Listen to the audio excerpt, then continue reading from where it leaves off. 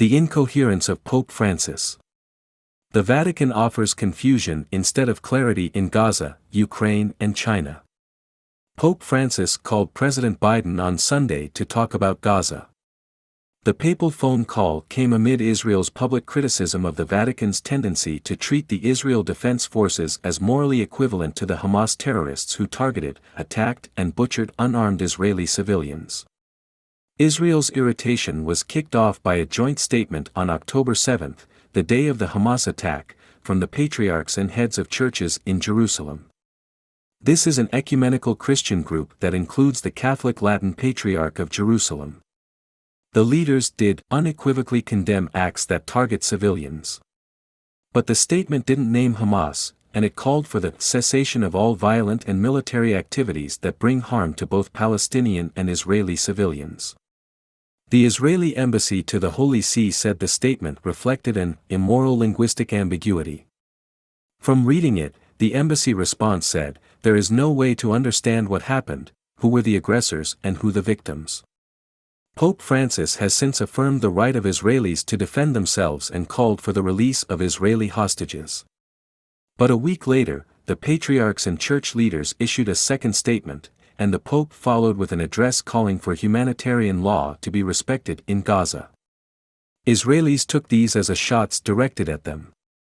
For missing from the Pope's remarks was any appreciation that Israeli forces will invade Gaza to ensure that Hamas can never pull off such a barbarous attack on their people again. Likewise missing is an acknowledgement that Hamas bears primary moral responsibility for any civilian deaths from Israel's military entry into Gaza because Hamas deliberately hides among the Palestinian population, using them as human shields. Israeli Foreign Affairs Minister Eli Cohen made clear what Israel wants from the Vatican, an unequivocal and clear condemnation of the murderous terrorist acts perpetrated by Hamas terrorists that caused grievous harm to children, women, and the elderly just because they are Jews and Israelis. Vatican incoherence is also sowing confusion in Ukraine. As with Gaza, the Pope's insistence on defining the problem as war itself, not Vladimir Putin's unjustified invasion of a neighbor, also suggests moral equivalence. So even though he has talked about a right of nations to defend themselves and referred to martyred Ukraine, these get swallowed up by his both sides approach on war. In August, Ukrainians were horrified when the Pope, via video, told young Russian Catholics gathered in St. Petersburg that they are heirs to the great, enlightened Russian Empire as embodied by Peter the Great and Catherine the Great. As Ukrainians well know, and the Pope should have known, Mr. Putin has invoked this legacy to justify his invasion of their homeland. The Pope later had to clarify that he wasn't endorsing Russian imperialism. But the damage was done.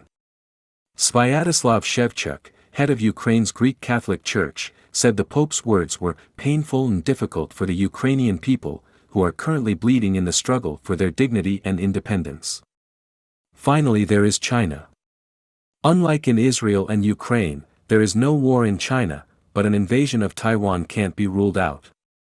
Yet the Vatican has been largely silent on Beijing's outrages, including the genocide of the Uyghurs. Last week the Acton Institute held the Rome premiere for its documentary, The Hong Konger, Jimmy Lai's Extraordinary Struggle for Freedom. In December Mr. Lai, founder of a popular pro-democracy newspaper, goes on trial in Hong Kong for sedition. Though Mr. Lai is arguably the best-known Catholic imprisoned in China, the Church seems embarrassed by its heroic son. His name goes unmentioned by the Pope and his diplomats.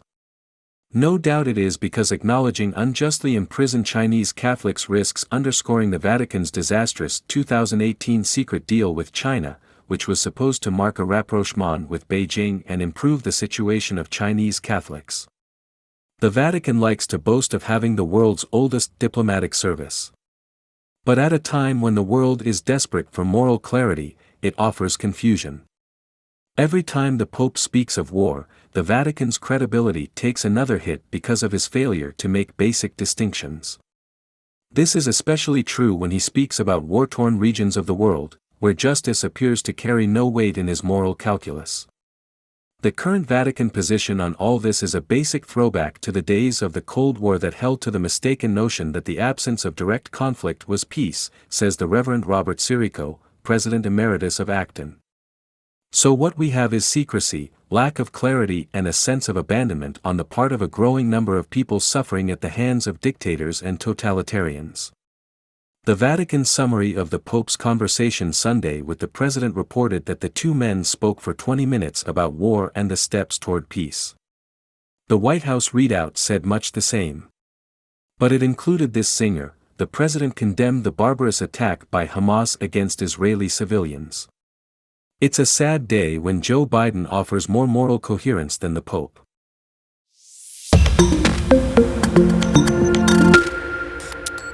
The incoherence of Pope Francis. The Vatican offers confusion instead of clarity in Gaza, Ukraine and China. Pope Francis called President Biden on Sunday to talk about Gaza.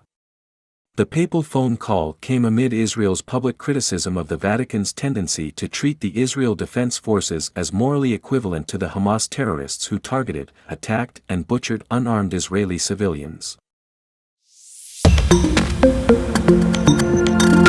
Israel is about to make a terrible mistake. I have great admiration for how President Biden has used his empathy and physical presence in Israel to convince Israelis that they are not alone in their war against the barbaric Hamas, while trying to reach out to moderate Palestinians. Biden, I know, tried really hard to get Israeli leaders to pause in their rage and think 3 steps ahead, not only about how to get into Gaza to take down Hamas but also about how to get out, and how to do it with the fewest civilian casualties possible. While the president expressed deep understanding of Israel's moral and strategic dilemma, he pleaded with Israeli military and political leaders to learn from America's rush to war after September 11, which took our troops deep into the dead ends and dark alleys of unfamiliar cities and towns in Iraq and Afghanistan. However, from everything I have gleaned from senior U.S. officials, Biden failed to get Israel to hold back and think through all the implications of an invasion of Gaza for Israel and the United States. So let me put this in as stark and clear language as I can, because the hour is late. I believe that if Israel rushes headlong into Gaza now to destroy Hamas, and does so without expressing a clear commitment to seek a 2-state solution with the Palestinian Authority and end Jewish settlements deep in the West Bank, it will be making a grave mistake that will be devastating for Israeli interests and American interests. It could trigger a global conflagration and explode the entire pro-American alliance structure that the United States has built in the region since Henry Kissinger engineered the end of the Yom Kippur War in 1973. I am talking about the Camp David Peace Treaty, the Oslo Peace Accords, the Abraham Accords and the possible normalization of relations between Israel and Saudi Arabia. The whole thing could go up in flames. This is not about whether Israel has the right to retaliate against Hamas for the savage barbarism it inflicted on Israeli men, women, babies and grandparents. It surely does. This is about doing it the right way, the way that does not play into the hands of Hamas, Iran and Russia. If Israel goes into Gaza and takes months to kill or capture every Hamas leader and soldier but does so while expanding Jewish settlements,